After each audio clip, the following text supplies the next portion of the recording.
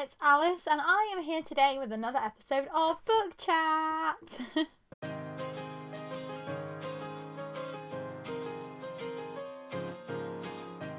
So it is the beginning of the month, which means that this is mostly going to be discussing the theme reveals from the various book boxes. We've had quite a lot of theme reveals this week, and I'm going to do my guess / the guess from the autumn book reads with each one.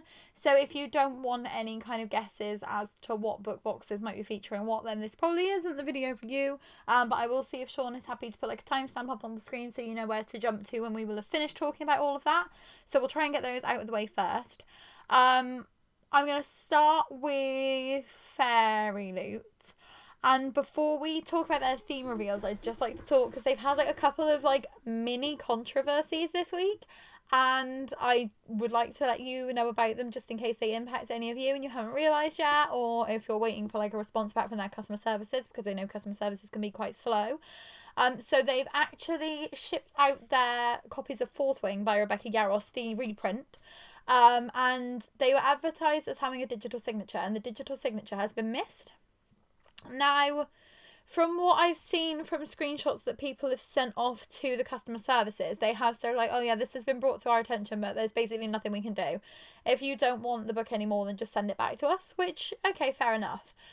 But that makes me a little bit concerned on what their quality control procedure is like, because if the books are getting into the warehouse and somebody's checking, okay, well, it's got like the edges, it's got the dust jacket, it's got the hardcover case and the end papers, and nobody's checking to make sure that the digital signature is either present or not, that seems like a big oversight. I think Illumicray had a similar situation with, I think it was Check and Mate by Ali Hazelwood a few months ago. So what I think they ended up doing was just offering like you could get a digitally signed like book plate through. I didn't get that edition, so bear with me, I might be completely wrong on that. But I know for a fact that they did email all of the people who have purchased it to say, hey look, sorry, these have arrived into our warehouse and this isn't what we'd actually advertised, so we just want to let you all know. I think people would have been a lot less annoyed about the FairyLoot thing if they'd actually straight up said, oh shit, these have arrived without a signed, like a digital signature. We're real sorry. And I think most people would have just gone, it's just a digital signature anyway, it's just pixels on a page. Like, I'm not particularly fussed, but I've seen a lot of people getting very angry about this, saying, oh, they should be giving us partial refunds, it's false advertising, people could take them to court and things like that. And I just want to say that I think it's lax that they didn't email people to give them the heads up before it arrived, but it ain't really that big of a deal, in my personal opinion. Mildly annoying, because I have the digitally signed Iron Flame and it would have been nice to have them matching, but to be honest, the end papers are gorgeous, the edges are gorgeous. There's a lot more to focus on that edition that isn't just the digital signature. So that's my 2 cents on that. I've also heard from some people that there have been cases where people who subscribed, I believe this is international subscribers particularly, people who subscribed to Romantasy have been emailed and said, look, we're going to have to give you a refund because we don't have enough copies of the book because there's been a problem with the warehouse. I've seen people discussing this in like group chats and online, but I haven't seen any actual screenshots of the emails or any kind of proof of this happening. So if you have something to say about this, if it's something that you've experienced, or if you know somebody who's experienced it, then please do let me know down in the comments. I just wanted to give it a little mention as like an aside, just if you are an international subscriber who is still waiting for your Romantasy, you haven't had it yet, you haven't had any updates, might be worth reaching out just in case you are one of the customers who has been affected. But I don't know how widespread of an issue that is, or if it's particular countries that are being affected, or if it's a particular like batch of subscribers. I don't believe that it's UK, because the UK subscribers seem to have them sent out quite a while ago, and this only seems to have come up over the last couple of days. But again, just worth keeping an eye out for, just in case. So now is going to become the bit where we get spoilery. So timestamp on the screen, please. Tell them where to skip to, and that's enough of a warning. I'm real sorry, we're going to start discussing things. I am going to have to refer to my phone throughout because I make notes on my phone and my brain can't retain them.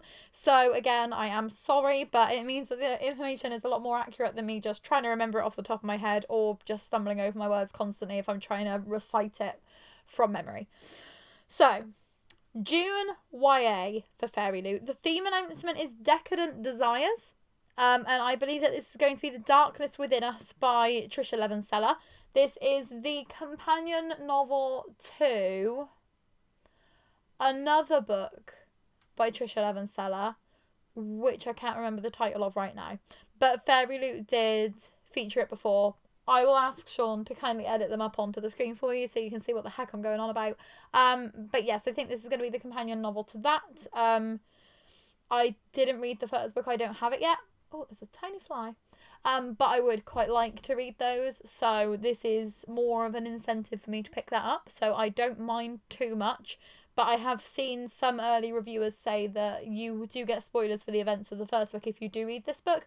So just bear that in mind if you're somebody who is completely new to this series. The June romantasy theme is Rotten to the Core.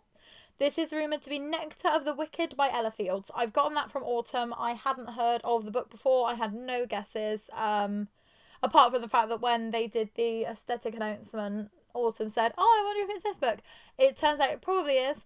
But the interesting thing about this one is that this is an independent book that is being republished as, like, with a traditional publisher, which I think is much more of what we were expecting from Romantasy when it got announced. So that's now something that they've done in both the May and the June boxes. But again, it will be interesting to see as we go ahead because this is only the third Romantasy book, so things could change in the future. Moving on to the FairyLoot adult theme, which was Demons and Deities. And again, I think this is going to be The God and the Gummy Hoe by Sophie Kim. There was a leak that FairyLoot were doing an edition of this a few months ago, so it's not too much of a surprise that this has popped up now. But I'm really looking forward to see what they do with this one because it looks like an absolutely gorgeous and stunning original cover. So a FairyLoot redesign this one could be the biggest hit of the year. We'll then move on to the Locked Library, who also revealed their June theme this week, which is Moon-Crossed Lovers. And I think this is going to be When the Moon Hatched by, I believe it's Sarah A. Parker. When the Moon Hatched seems to be the new hit thing. There's a Waterstone special edition. There's a lot of other boxes in America featuring editions. It's selling out all over the place. People are going absolutely wild for this. So I'm not surprised that the Lot Library have decided to keep it for themselves rather than giving it to another book box to feature. I am a little bit unsure on whether I'm going to enjoy it or not because I haven't read Fourth Wing yet. I like the idea of dragon books, but I think this one is very heavy on the romance again. But I have pre-ordered that Waterstone special edition because it's too beautiful, and this is the book that everybody is talking about at the moment. So if you are somebody that likes being on the hype train and likes getting to read the next big thing, like as soon as it gets big, definitely keep an eye out for this one. We'll then move on to Illumicrate. We had an Illumicrate theme reveal this week, which was I Will Fly, and that looks like that's going to be of Jade and Dragons by Amber Chen, which is also being featured in an Owlcrate box. I think Owlcrate June. Don't quote me on it. As I said, my brain, it gives up sometimes. We also had the Afterlight June theme reveal, which was Shut Up and Drive, which looks like it's going to be Cross the Line by Simone Soltani. I will admit I am a little bit kind of jealous of this one because I do like car racing, and I think reading like a romance car race book could be super duper fun. But I'm not an Afterlight subscriber and I don't really have any interest in subscribing. So I will just feel the FOMO when people receive this edition and then promptly shove it to the back of my mind. We also had emoji hints from both Illumicrate and Afterlight. So the Illumicrate hints, I've gotten all of the guesses from Autumn on Instagram. Once again, I will credit her channel down, her Instagram page down below because she's an absolute blessing. If you like working out what's going to be coming in the boxes so that you can budget more effectively, she is the best thing that exists. So for the Illumicrate emoji hints, she believes that July will be The Phoenix Keeper by S.A. McLean, August will be Mistress of Lies by K.M. Enright, and September will be A Dark and Drowning Tide by Alison Saft. That one is actually confirmed because Afterlight did the cover reveal for the UK edition of A Dark and Drowning Tide this week because they're actually publishing it through Daphne Press. So they actually confirmed on the Daphne Press cover reveal, this will be a Illumicrate September pick. So that one's not a guess. Nice and easy. Also makes it funny though, because last September Illumicrate featured a study in drowning. This September, a dark and drowning tide. So it looks like if there's a book with drowning in the title coming out in September, it'll be an Illumicrate pick. Quote me on that next year when there are no books about drowning out in September. Next up, we have the Afterlight emoji hints to discuss, and I'm actually super proud of myself because Afterlight revealed these, and Autumn must have been sleeping because her guesses didn't go up for like 5 hours, but because I saw them as soon as Afterlight posted the emoji hints, I was like, I'm going to get some guesses done, and then I'm going to cross-reference them with Autumn and then see. And 2 out of the 3, I actually guessed the same as Autumn, so the likelihood is that those will be what I picked, and I feel really, really proud of myself for figuring it out. But one of them, I picked something different, and I'm kicking myself because I looked at the book that Autumn said it's going to be, and I was like, no, probably not. So I hate myself for that one. But from the emoji hints, July I thought was going to be The Rom-Commers by Catherine Center, because she's a screenwriter and it's set in LA. So I thought the little like film thing and the island with the bikini. But Autumn thinks it's going to be Hot Summer by Elle Everhart, which is apparently like Love Island, which would explain the island emoji and the TV filming thing. So I definitely got that one wrong, but it was fun to be able to guess. However, Autumn and I both think that the pairing by Casey McQuiston is going to be the August pick, because this is about 2 exes who go on like a wine tour together, and then they like are sleeping with each other to get over their like mutual exes, which seems chaotic, but I did really like is it I Kiss Shara Wheeler? Yes, definitely. I love that book. I hated Red, White and Royal Blue, so I don't know where I'm going to fall on that. I'm still a little bit iffy on Casey McQuiston's writing, but it sounds like an interesting concept. I'm just not sure if it's the one for me. And then for September, we both guessed The Breakup Pact by Emma Lord, because this is about somebody who owns a tea shop and she makes like a pact with someone to be like in a fake relationship. And this had a little tea pot emoji and it had shaking hands. So that looks like that's a shoe-in. And I'm really, really proud because I think I guessed 2 of them. And normally with the romance ones, I'm just like, shrug. So it feels good because I definitely had no idea on the Illumicrate hints this month. There's also been a waitlist update for Afterlight. They've sent emails to anybody who joined the waitlist before April the 5th. So if you are interested in joining Afterlight and you haven't yet, I would highly recommend joining that waitlist as soon as you can, because with the Casey McQuiston pick coming up, the likelihood is that the Afterlight subscription waitlist is going to basically double in size just today based off of those emoji hints. But I mean, it might not, but I can pretty much guarantee that it will. So it would be good if you are interested in any of those 3 books that I just mentioned and you would like to get off of the waitlist in time, then it's probably better to sign up sooner rather than later. We've then also got some announcements from Owlcrate. These are not theme reveals, thankfully. So I guess that means that the spoilery section is officially over, which feels good. But Owlcrate actually announced their edition of Ashes and the Starcursed King by Carissa Broadbent, which is the 2nd book in the Crowns of Nixia series. I totally missed that because it was announced on April 19th and I was a little bit distracted because that was the day that the Torture Poets department dropped. So my bad for not featuring that 2 weeks ago. But on May the 7th, they're sending the pre-sale information for anybody who got the previous book. And then general sale is May 16th. So this is still plenty of time for you to know to check your emails and to be able to get hold of it if you want to. But just make sure that you check that pre-sale email if you think that you'll be eligible for the early access. They also announced Monsters in Masquerade, which is the first book being published through Owlcrate Press, which I mentioned that they announced last week. This is 16 own voice emerging and debut authors writing a horror short story anthology.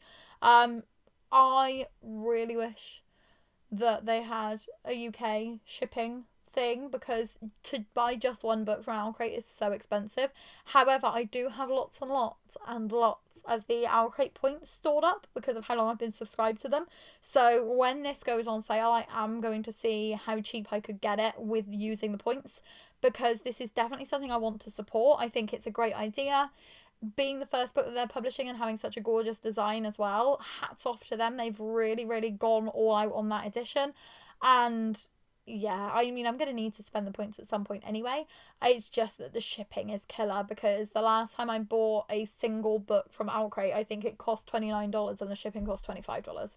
So it does basically double the price.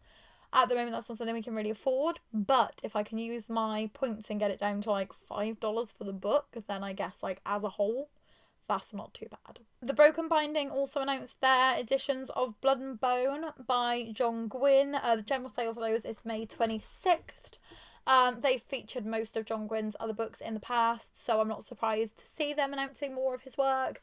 Not something that I'll be purchasing, but I'm sure something that a lot of people are going to be absolutely salivating over. Amazon also announced a special edition of Study and Training by Ava Reid. I like this edition because it's like the Owlcrate. No. No. I think it's. No. Is it just the standard cover? Because in my head I'm like, oh, it's like the Owlcrate cover, but it's really not, because that's the girl in the white dress. So I don't know if I've just seen the normal cover that much. I've like superimposed it on top of the special editions, or maybe one of them did a reversible dust jacket with the original cover on. But it's a stunning cover either way, and I like the fact that the stenciled edges are very reminiscent of the book by Mark Lawrence. You all know the one that I mean. I don't know the one that I mean. I can't even see it up on my bookshelf. But there was a book, surprisingly, on an episode of Book Chat. I want to say it was called like The Book That Broke the World, but I think that's the title of the second one. But it's the Mark Lawrence. Sean will just, there'll be pictures on the screen. You'll know exactly what I'm talking about. I still don't know what I'm talking about. But the stenciled edges look very reminiscent of that, and I just really, really am a sucker for books on books. So I am tempted by that, but again, the shipping is quite a lot. We've also had Kelly Andrew announcing her new book's title. So her third release is going to be called I Am Made of Death. And it's been acquired by Scholastic Press. So that's exciting news. I think she's had a very lucrative career so far. I mean, she's had books featured in Illumicrate, books featured in Owlcrate, and now to have a third title on the way. Very, very exciting. Good for her. Colleen Hoover announced that Verity is getting adapted by Amazon, which is also very, very big news. I've heard controversial things about Verity. People seem to either really love it or really hate it. I have it on my bookshelf somewhere, I think. Maybe on my Kindle. Haven't read it yet. Will eventually read it, but I don't know why I put off everything that everybody says is really, really good. And we've also had an announcement of UK tour dates for Holly Jackson.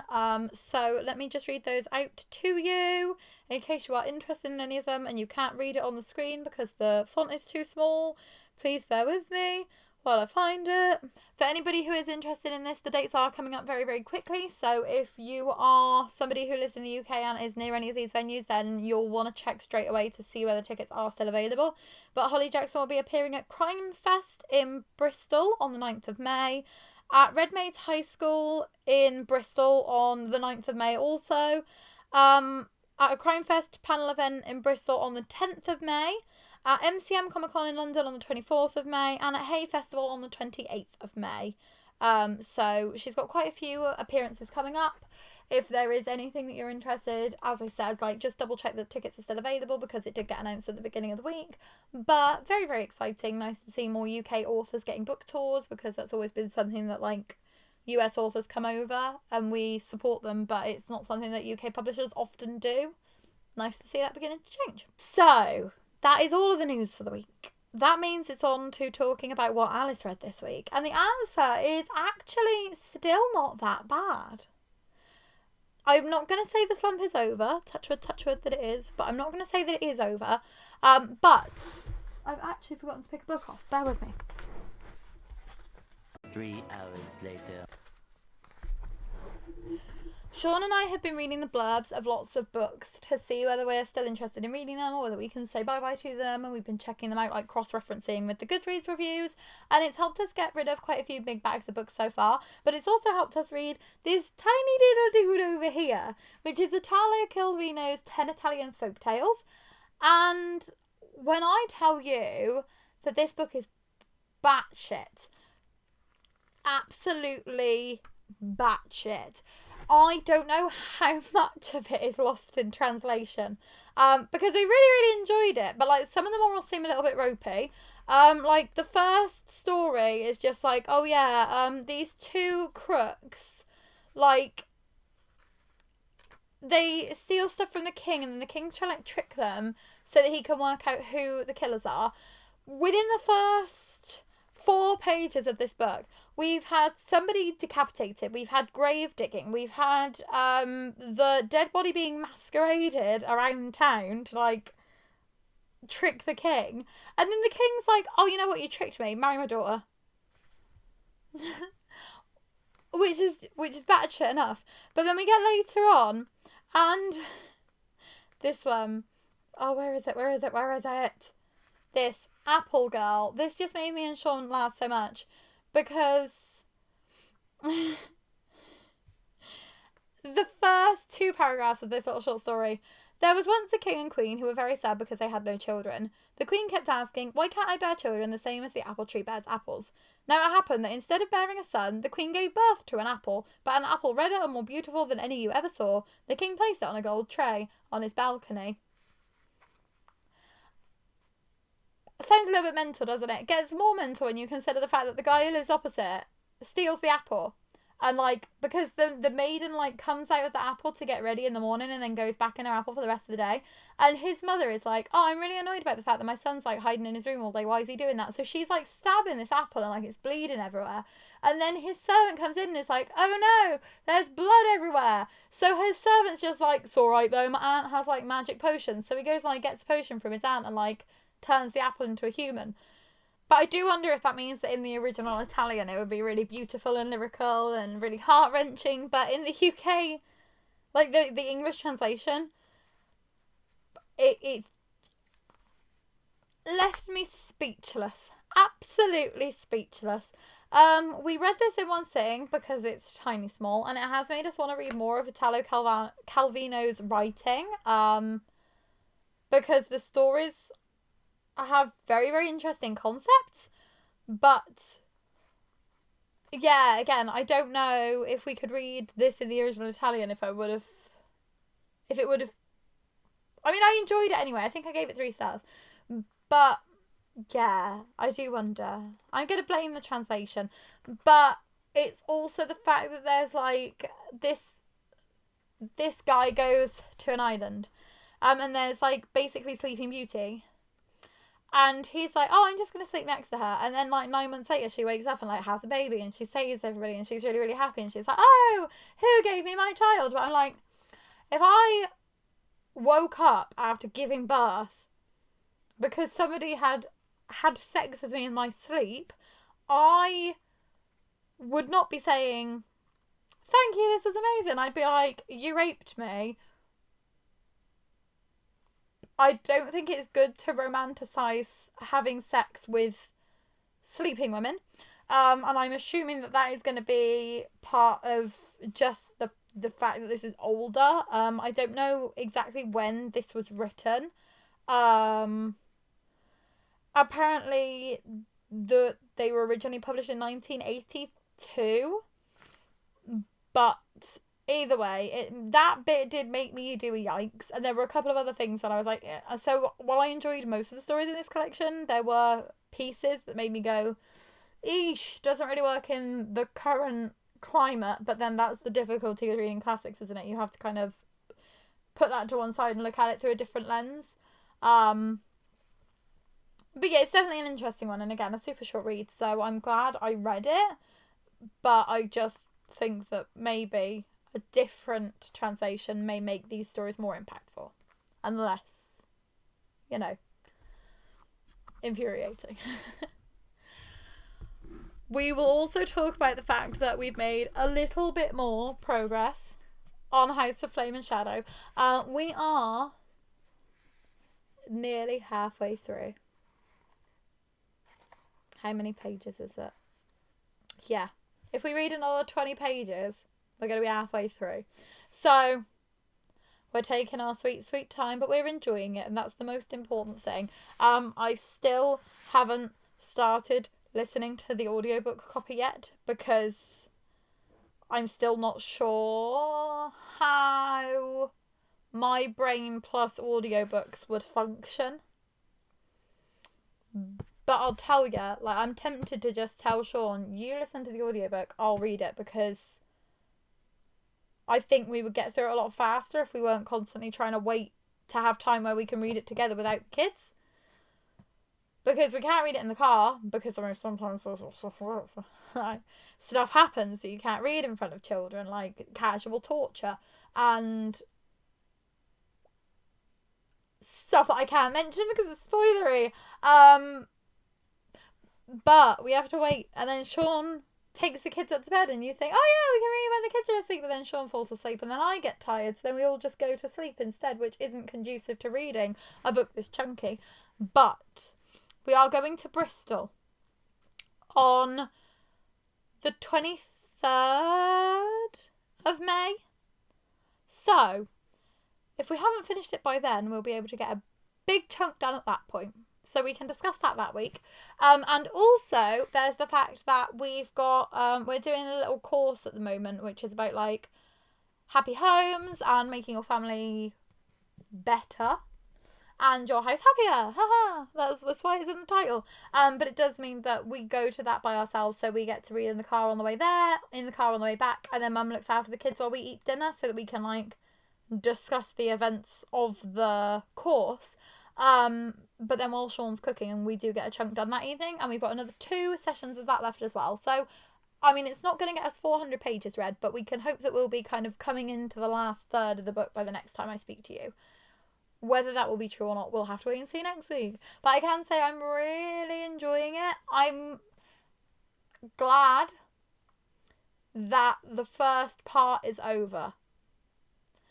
And I'm trying so hard not to be spoilery.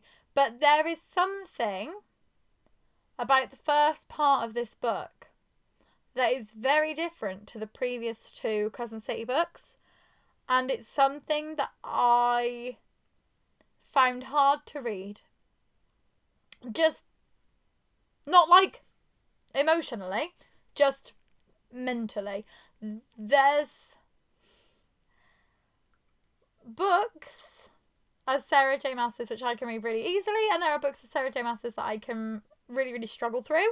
And Crescent City was solidly in that I can read these super easily stage, and something about it has transitioned it into the more difficult section. But we're back, we're flying through it again now. We read like 200 pages, maybe 100 pages in the past week, which is actually like a hell of a lot. And again, I can't get spoilery, but I will do a spoiler review of this one when I finish it, because I have so many thoughts, but I just don't want to ruin it because I don't know, and it's the 3rd book in a series, and I don't know how many of you have read the other ones or read any of Sarah J. Maas's other writing, so I'm just gonna shut up about this one now and move on to Altered by A.D. Croucher. No, this is not Altered. I have Altered on my Kindle. This is the 2nd book, which is Corrupted. So, as I mentioned, Sean and I are reading books. We're trying to get rid of books, reading blurbs of books to see if he's interested in reading them. And I own this physically, have the first one on my Kindle, because I won this signed on a Goodreads competition way back in like 2014. And I have had them for 10 years now, and I've never bothered picking them up. So I thought I might as well start reading Altered, because I had this in the, like, I want to read it and Sean doesn't pile, and thought, why not? I'll read the first one. Flying through it so far, halfway through. Admittedly, these are tiny books, but it starts off with our main character sat in the back seat, his best friend Freddie in the front, and his best friend Freddie's girlfriend Elle driving this getaway car, because they're going to carjack 2 cars. And that's how it begins. He's like in the back seat and he's really like panicking, and he's like, oh shit, we got to steal these cars. And let me tell you, the pace does not slow down. It does mean that there's a bit of a lack of development in the characters themselves. Like, we don't really know much about the backstory. We don't really have much of like the world building, because it's just like Reese is going from one situation into another, and he's kind of like trying to escape this corporation who have given him treatment for some kind of unexplained illness when he was younger, but it means that now he's gotten to the stage where he can read people's minds and he is hearing their thoughts and feelings and things like that. And he has to go back to this corporation to kind of ask them for help, but then they imprison him and begin torturing him. So he's trying to escape from that, but it means it's very much been like, okay, so we're stealing the cars, now we're going to the corporation, now I'm in prison, now I'm trying to escape from the prison. And there hasn't really been much time to actually have any of those quiet moments. I'm enjoying the non-stop action because it means that I'm reading it really, really quickly, but I do think that by the time I get to the end of the book, it's not going to have made too much of an emotional impact on me. I'm hoping that we'll get more with the sequel because obviously if you're on a second book, then you've got more time to focus on things like that. But who knows? I'll let you know.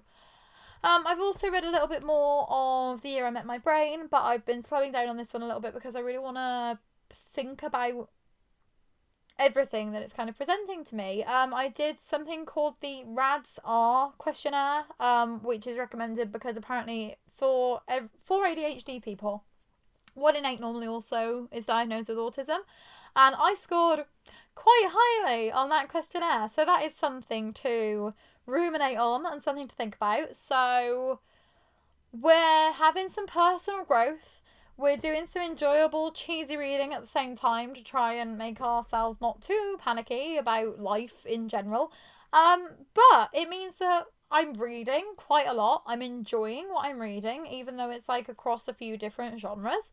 I also finished What We Didn't Say by Rory Dunlop, and let me tell you, that one is a tearjerker at the end. I was crying in the bathroom at work because I finished it on my walk in, and then I was like, I just need a couple minutes to just get everything out.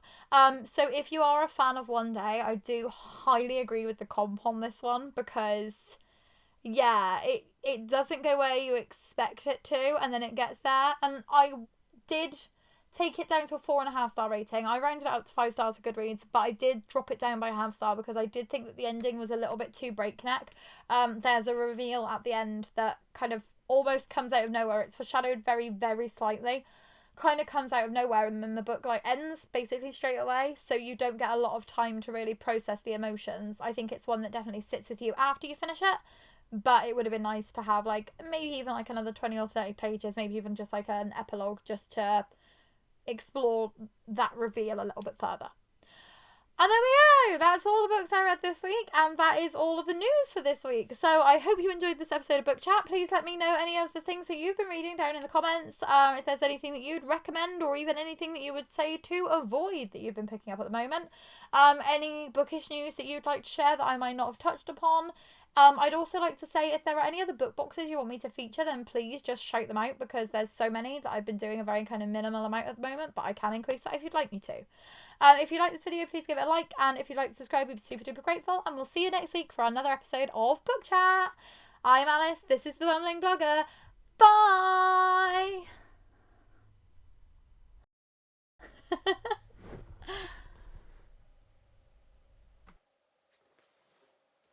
did too much this week quite clearly because I can't see any of my screenshots.